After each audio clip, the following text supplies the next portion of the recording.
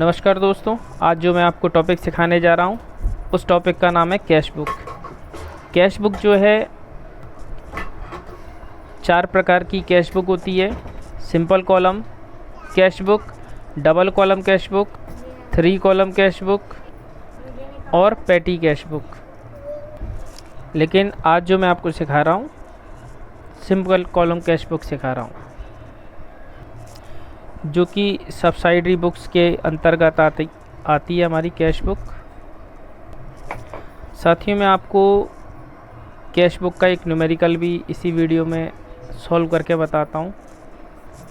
लेकिन उससे पहले आप जान लें कि कैश बुक में हम एंट्री किस चीज़ की करते हैं।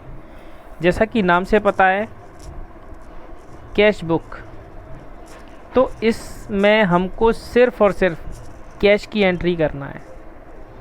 सिर्फ़ और सिर्फ कैश की एंट्री हमको इस बुक में करनी होती है।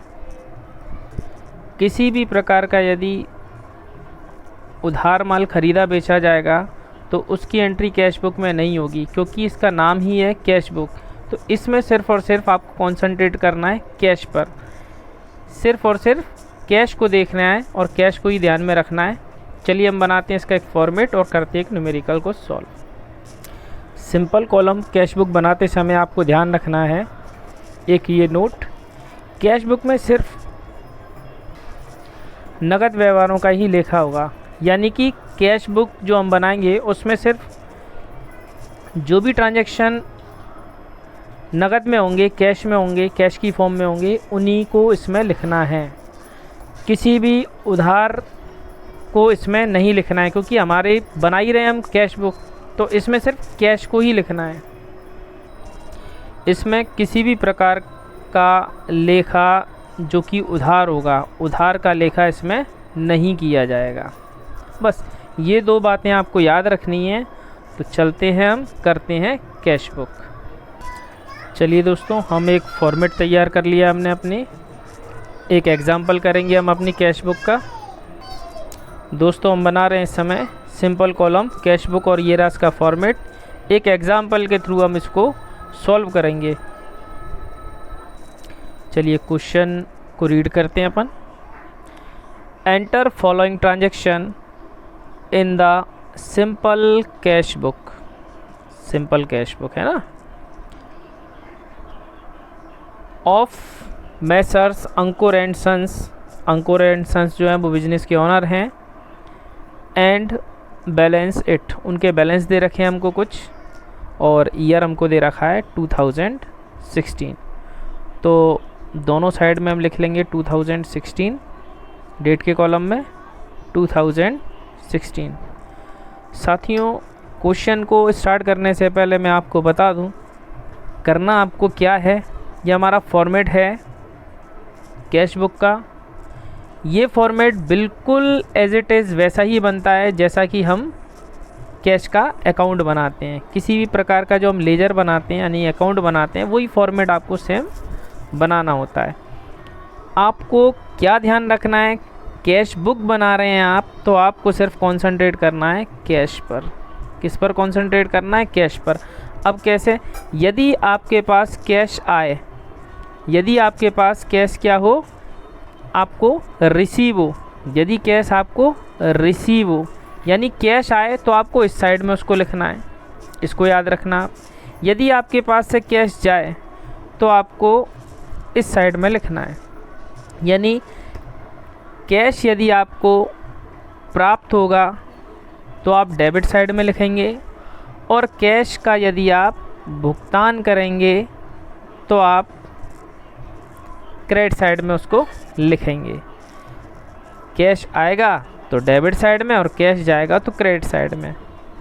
तो डेबिट साइड में आप कोई भी चीज़ लिखते हैं तो TO2 करके लिखते हैं, आपको पता ही है। और क्रेडिट साइड में कोई चीज़ लिखते हैं तो BY बाय करके लिखते हैं। आपको दोस्तों इसमें याद क्या रखना है, यदि आपके पास कैश आ रहा है तो आपको डेबिट साइड में लिखना है, ठीक है, बताइए आपको। और कैश जाएगा तो आपको क्रेडिट साइड में लिखना है। याद रखिएगा, जिसका भी हम बुक बना रहे हैं उसका खुद का नाम उसके बुक में कभी भी अंदर नहीं लिखा जाता, इधर नहीं लिखेंगे। कभी भी कैश हम यहाँ नहीं लिखेंगे, ठीक है। हमको कैसे लिखना है, जो भी हमारे पास कैश रिसीव होगा तो किस थ्रू, किस माध्यम से वो हमारे पास रिसीव हो रहा है, उस माध्यम का नाम आपको लिखना है, ठीक। और किस थ्रू, किस माध्यम से आपके पास कैश का पेमेंट हो रहा है, भुगतान हो रहा है, तो उस माध्यम का नाम आपको लिखना है, ठीक है। अभी एग्जाम्पल कर रहे हैं तो समझ में आ ही जाएगा आपको। तो देखिए 1 जुलाई को लिखा हुआ है started business with cash.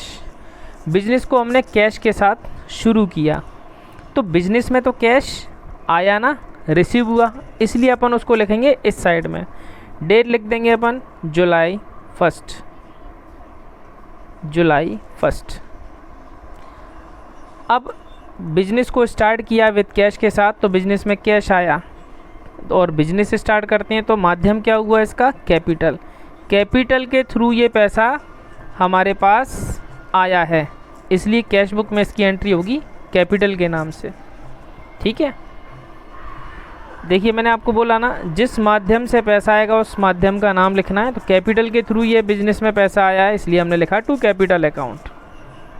Next है जुलाई 3, कैश परचेज। कैश परचेज मतलब नगद माल खरीदा। नगद माल खरीदेंगे, अब आप सोचिए कॉन्सेंट्रेट किस पर करना है, कैश पर। नगद माल खरीदा, नगद माल खरीदेंगे तो कैश आएगा या जाएगा, किस पर कॉन्सेंट्रेट करना है, कैश पर। नगद माल खरीदेंगे तो कैश आएगा या जाएगा, बिल्कुल कैश, बिल्कुल आपके पास से भुगतान होगा, आपके पास से कैश जाएगा। क्या माध्यम रहा कि आपके पास से कैश गया, आपने कर लिया परचेस। आपने क्या कर लिया, परचेस कर लिया। जैसे ही आपने परचेस कर लिया वैसे ही कैश आपके पास से चला गया। स्पेस थोड़ा सा कम है तो आपको सभी जगह अकाउंट लगाना है। अमाउंट है 5000, है ना। हमने नगद माल खरीदा इसलिए कैश हमारे पास से चला गया, तो हमने बाई साइड लिख दिया। नेक्स्ट है 7 जुलाई, मशीन परचेस। मशीन हमने परचेस की है, ख़रीदी है मशीन हमने। तो जब हम मशीन को ख़रीदेंगे तो कैश आएगा या जाएगा, बिल्कुल कैश हमारे पास से जाएगा।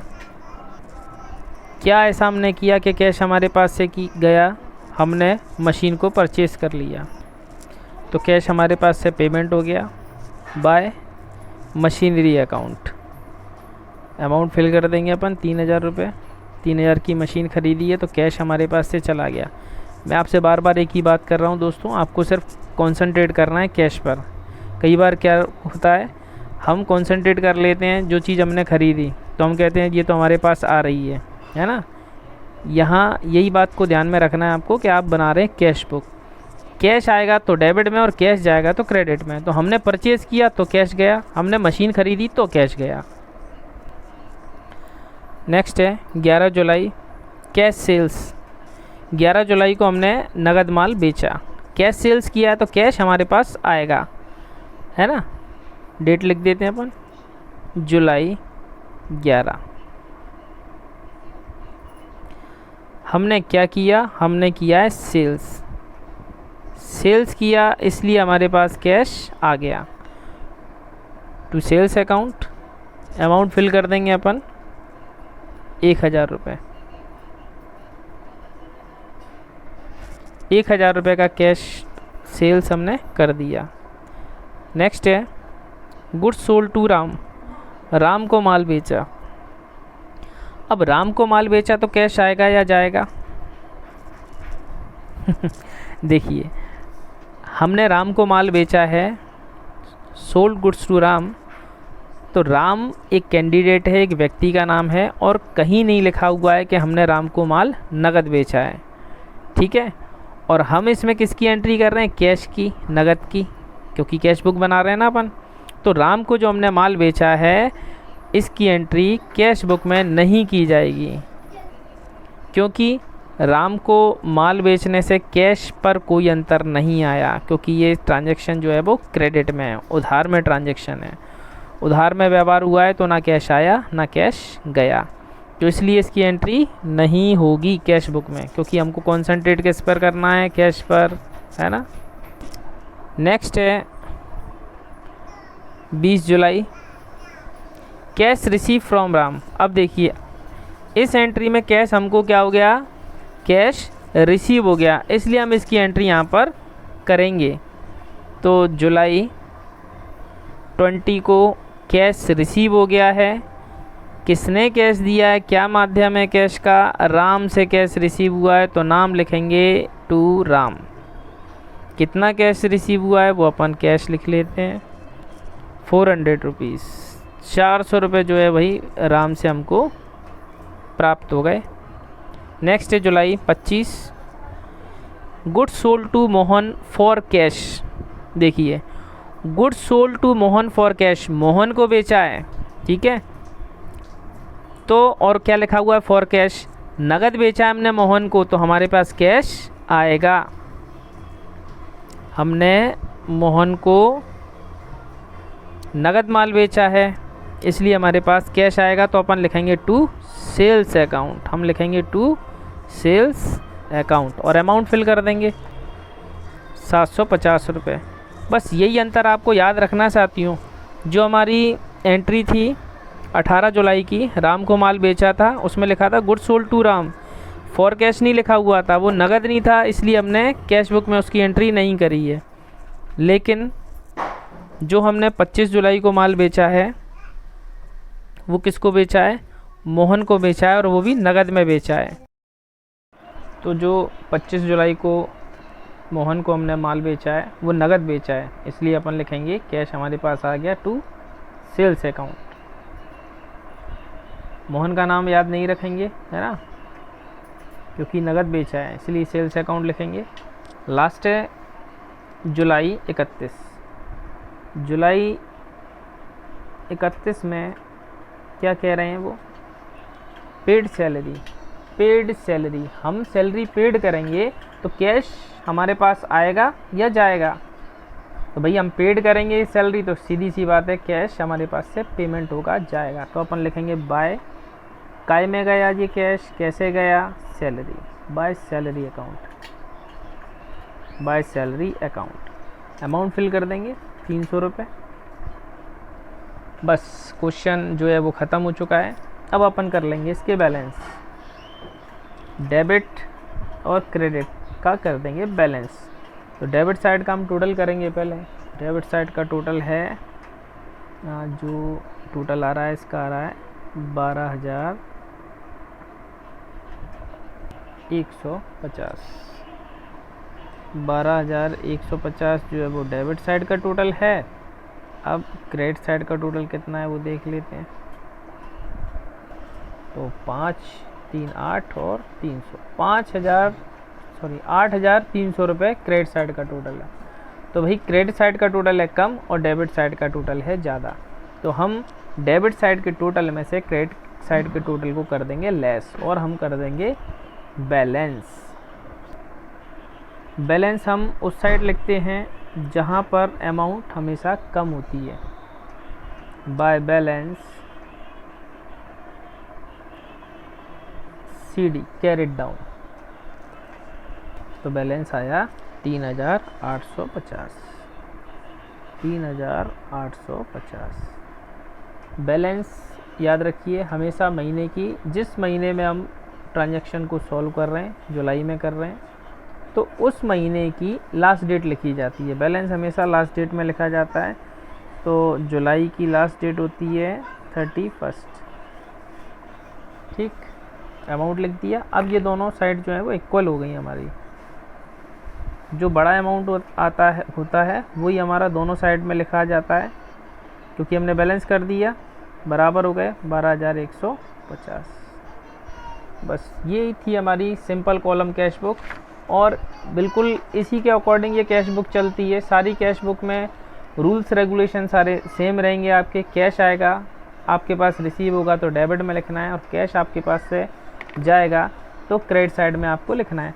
बस आपको ये चीज़ें याद रखना है कैश बुक में, कैश जाएगा तो क्रेडिट साइड में और कैश आपके पास आएगा तो डेबिट साइड में। बस इतनी सी कहानी है दोस्तों। Thank you very much. जय हिंद, वंदे मातरम।